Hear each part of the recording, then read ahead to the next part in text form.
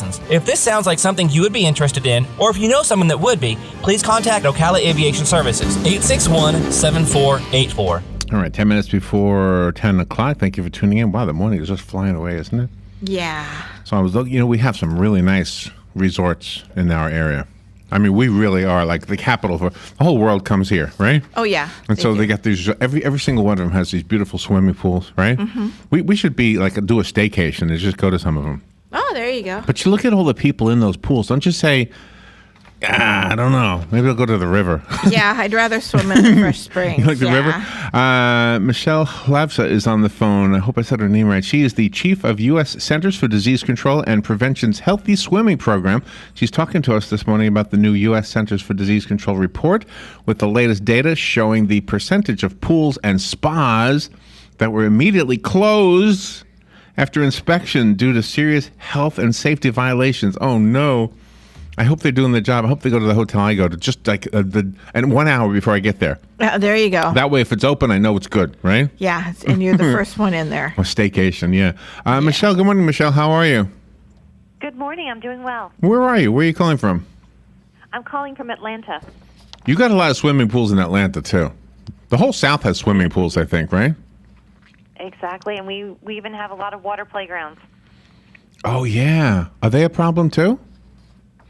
Well, if we're not maintaining our chlorine where we need to and our pH, they could potentially spread germs. Oh, when you say water playground, you mean like a water slide park, that kind of thing? The water fountains where the water comes out from the ground. Yeah. Oh, yeah, we have those, too, Yeah, here. we have them, We yeah. have to be careful about that, too. I hope our city does the proper Oh, they thing. put chlorine in those, too? We don't know We anything. definitely need chlorine. That water's recirculating, so we definitely need chlorine in that water. I didn't know that. Okay, so what do we need to know, and how do we know that, like, if we're taking our children to a pool or to one of those places? Splash park. Yeah, how do we know that it's clean? So we recommend that swimmers and parents of young swimmers go and check out the latest inspection results. They can do that online on their local health department's website. Really? Or they can check out the water side. They post inspection scores there oftentimes. And, before we go out to eat, we check out the inspection scores. So we should be checking inspection scores before we go swimming. We can also do our own inspection before we get in the water. Inspections are done of public pools, but when we go swimming in private or public pools, we should be doing checking four things.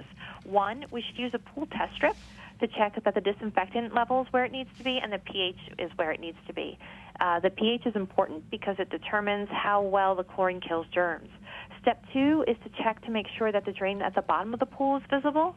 That means that the water's clear and the lifeguards and other swimmers can see swimmers underwater that might need help. Oh, man. Okay. Step three is to check to see if the drain covers are secured in good repair. If they're not, swimmers can get trapped underwater. And step four is to confirm that the lifeguard is on duty, and if not, that there's safety equipment available to rescue a swimmer who might need help. Oh, man. Okay, so let's say we stop at so I guess first one, how do you get one of those kits that you talked about? You can get pool test strips at a superstore, or you can get them at a pool supply store. About 50 to 100 run around $10. Oh, really? It's like a litmus paper or something? How does it work? It's like a little plastic strip with pads on them, and you dip the pads in the water, and then the colors change. And compare the colors on the pad to what's on the bottle to determine where your pH and your disinfectant level is. And what are you looking? I guess it's self-explanatory. I'm hoping, right? You're just matching up colors to figure out where your chlorine level is and where your pH is. So if you are not sure, you don't have one of those kits, and you go to a swimming pool, let's say you're stopping at a mom and pop hotel, and you just want to know. Mm-hmm. Would it be okay to swim? Just keep your head above water because your eyes, your ears, your nose, that's where the disease would enter? Well, even just getting in the water, we could come in contact with, contaminated water.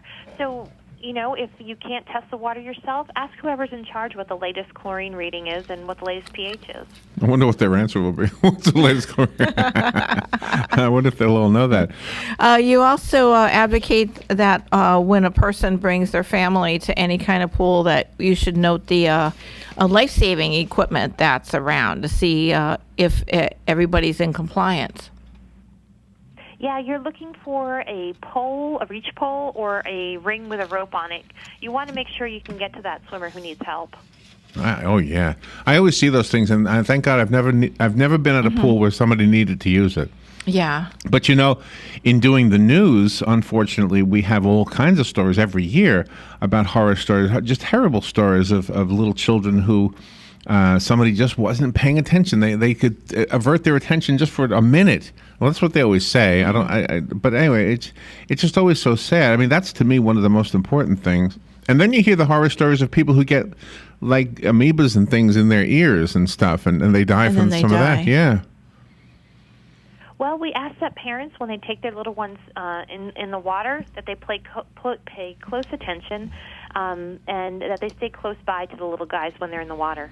Yeah, absolutely. Yeah, stay with them. Yeah. And even being here in Florida, we have so many, waterways, that we have stories from time to time about boaters that have died because they don't even know how to swim. I mean, shouldn't we be such a huge advocate that if you go anywhere near the water, you should have learned how to swim?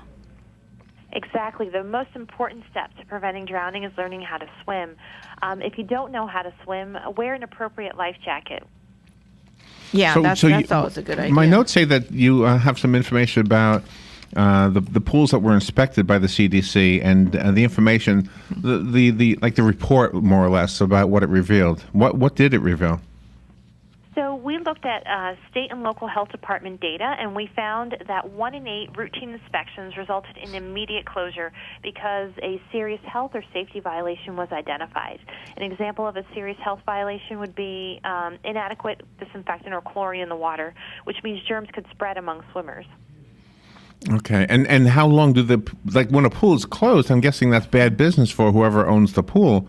And how long does it take to fix the problem? Well, it depends what the problem is, but it's really important that pools get shut down when a serious violation is identified. We don't want anyone getting sick or injured. No, absolutely. And what about the things that we often, like there are some ear drops, they say put the eardrops in first. Mm-hmm. There are ear plugs, there are nose clips. Do those things actually make a difference? Goggles. Goggles, yeah. Well, the recommendation for preventing swimmer's ear is to make sure that there's not water sitting in your ears. You can wear ear molds or plugs, well-fitting ones that prevent water from getting in. And when you're finished swimming for the day, we recommend, drying your ears out as much as possible. You can use drops to help dry out your ears as well. Okay, can I ask an uncomfortable but probably a question everybody's wondering about? When you go to a hotel, is there a way to...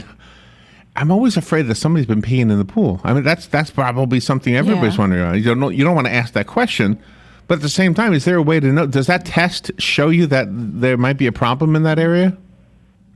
We have no way of testing specifically if someone's been peeing in the pool, but we do know if, our eyes are getting red in the pool, that, there is pee and poop and sweat and a lot of other things being brought into the pool mixed with chlorine. It's not the chlorine that makes your eyes red. It's the chlorine mixed with what swimmers bring into the water or put into the water. Oh, man. So if your eyes are red, then you know something's up. So you just don't go in then. Mm-hmm. You just don't go in at all. Would the strips help us out before we went into other bodies of water, like lakes and rivers and stuff? Well, the strips are meant more for places where we put chlorine in the water, like our pools, our hot tub spas, and our water playgrounds. But for going to swim at a lake or in an ocean, oftentimes the bacterial levels are being checked there and monitored. So again, you can go to your health department's website and see what the water quality is for your lake or ocean. Okay, tell me that website. Is it cdc.gov? And is there what would I do when I go? I'm sorry? To learn more about healthy swimming, go to cdc.gov/healthy swimming. Oh, okay. Okay, and you say there's a way locally to figure out if the pools are in good shape, right? Exactly. To check for the latest inspection results, go to your health department's website. Okay, just go there. Okay. Well, are you planning on going swimming this weekend? With all you know, I would. If I were in your shoes, I'd be too afraid to go swimming. I'm definitely going swimming this weekend with me and my little 1-year-old. Well, I'm looking forward to it. I'm just going to take steps to make sure it's a healthy and safe experience. All right. Well, if you go in, I'll go in. Just drink the water. All right, Michele. Thank you for being on the air with us today. Thank you. Have a good weekend. We will take a little break and be right back.